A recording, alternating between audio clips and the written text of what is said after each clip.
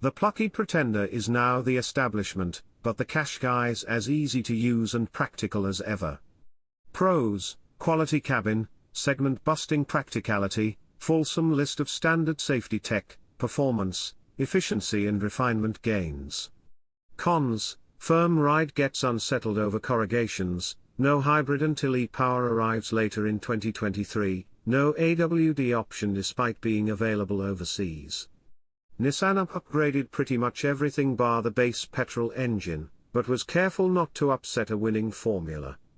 So the third-gen Qashqai is slightly bigger, sharper to look at but still recognizable. It's also more sophisticated in its electronics and driver assist, but still straightforward and intuitive to operate. Nissan also knows who is driving its Qashqais, but the car has been obsessively developed to slot into urban family life. It's not too bulky and has comprehensive parking assist. The boot is big, versatile, wipe clean and buggy friendly. The back doors open uncommonly wide for wrestling toddlers into child seats, too. Prices are up across the board for the new generation Qashqai, with increases of between $3,300 and $8,300 depending on variant, though this is offset by the various developments and healthier spec levels. The base Qashqai ST kicks off from $33,890, climbing to $37,890 for the SD Plus, then $42,190 for the STL and finally $47,390 for the flagship T. Diesel engines are now history, but for people who would have gone for the slightly more economical option, there's now a hybrid version of the Qashqai, the e-Power, which uses slick technology to try and save on petrol. There's a 190 bhp 1.3-litre 3-cylinder engine exclusively generating electricity that gets sent to the 188 bhp motor or the battery. The petrol range is covered by a 1.3-litre 4-cylinder motor that comes in 138 bhp and 156 bhp flavors. The lower powered motor is manual forward, the higher with manual or a new CVT auto. That auto can take forward or 4WD. The newly developed platform for the Mk3 Qashqai has a slightly longer wheelbase than before and a bit more room in the cabin, plus space for those hybrid batteries. But the body is 60 kilograms lighter, bonnet, doors and front wings are aluminium, and the tailgate is plastic. The little engine is just about plucky enough in 156 bhp form.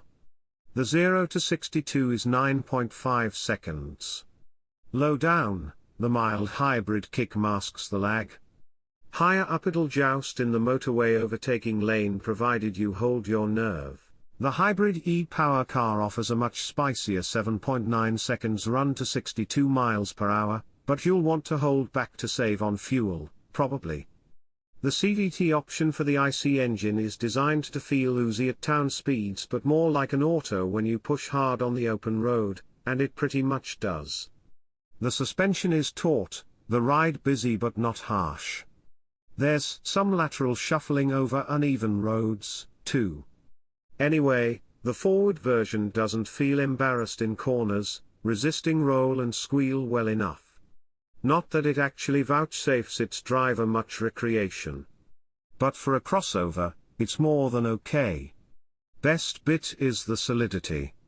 The suspension doesn't shudder, the body doesn't quiver, the seats and steering wheel are mounted together with wobble-free integrity. Road noise is low on most surfaces. All of which gives it a premium quality that even some of the premium crossovers can't actually match. Nissan always loads its cars up with driver assist, and provided you have the auto box, the Qashqai brings the next stage of Nissan's ProPilot setup. As before, it's an active cruise and lane keeping system. New this time is a link to the navigation, so it'll slow you up on approach to roundabouts and bends. It's easy to use, with a self-explanatory interface. But it's good at giving you a nudge if you rely on it too much. A big head-up display, matrix headlamps and wireless CarPlay/Android all help boost the tech count in higher spec cars. One of Britain's best-selling cars, the Qashqai is quiet, comfy and homemade, too. Into its third generation the Qashqai remains, like even its best rivals, a car for owners rather than drivers. If you want fun, spend the same money on a hatch or estate. If not playful, it is utterly predictable and easy to steer smoothly and accuracy. The steering is progressive, and as the efforts build, the front tires don't just lamely wash away. Body roll and float are well contained, and it manages to avoid the sogginess or weighty plod that afflict some rivals. The brakes too are smooth and confident, even in the hybrid version of the car, although that comes with the e-pedal feature we used from the Leaf electric vehicle and works just as well here once you learn to judge the distance it needs to come to a halt. Nissan has done away with diesel options for this generation of Qashqai, but it has at least recently started offering an electrified option for people who want to save on fuel. The entry motor is a 1.3-litre petrol in 2 states of tune, a measly 138 bhp and a more reasonable 155 bhp option. It's reasonably refined, and all options come with a 12 volts mildest of mild hybrid system. It kills the engine and gets it going again efficiently, good for modest gains. We saw around 40 miles per gallon in the more powerful petrol version.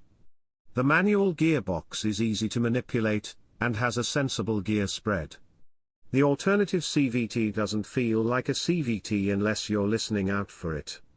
You might be wondering why there isn't a decent plug-in hybrid option yet from the company that jumped in so early on electric. Nissan actually claims that its hybrid setup is the best bridging technology between full combustion and full electric power. A bold claim, but backed up in practice.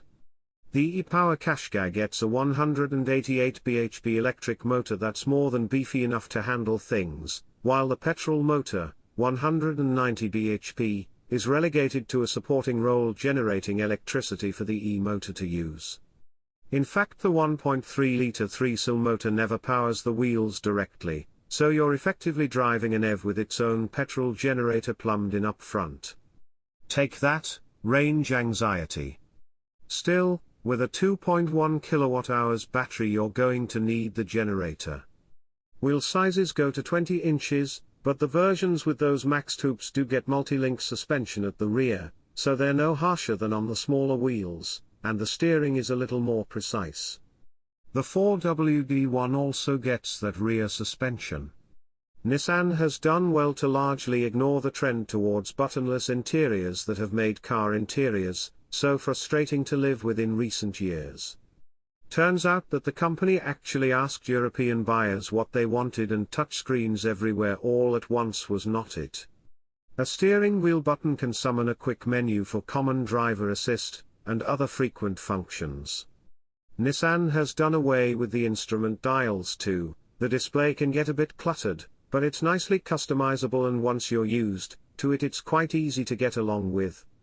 Top spec cars get a useful head-up display as well, so you don't need to take your eyes away from the road as much. The front seats are decently supportive, making the Qashqai a reasonable companion for long-distance motorway driving, especially with the adaptive cruise control. There's even a massage function available if you go for the top spec car. The days are gone when Nissan used hard shiny plastics and relied for cabin quality on accurate manufacture and assembly.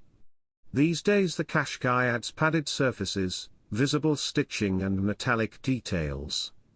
In other words, Nissan and VW have swapped tactics. The base car gets rear parking sensors, adaptive cruise control, as well as front and rear LED lights. Upgrading to a Center Premium gets you 17 inches alloy wheels, an extra inch on your infotainment screen, now 8.0 inches, rear parking camera, smartphone connectivity, dual-zone aircon and keyless entry. Even if you're looking to save as much cash as possible, that's definitely the trim to start by looking at. The mid-range N connector, which is probably the sort of level most people will go for, adds 18 inches alloy wheels, 360-degree parking camera, and front sensors, and gets a much nicer 12.3 inches infotainment setup with fancy connected features. Going for the top spec car gets you niceties like 19 inches alloy wheels, that aren't the best for the ride quality, a head-up display, panoramic glass roof and a powered tailgate.